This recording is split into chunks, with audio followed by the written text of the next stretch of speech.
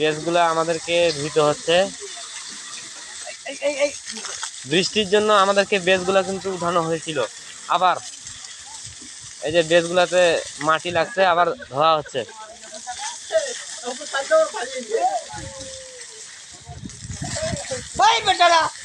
খালি এমনি পানি বৃষ্টি হয়েছে।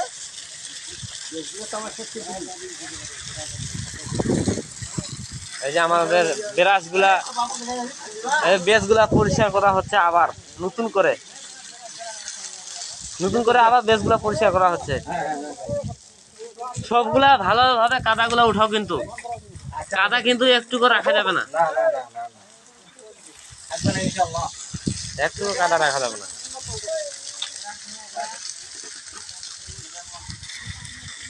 আল্লাহ যেন একদম পাপের দিন খেলায় নামাইতো।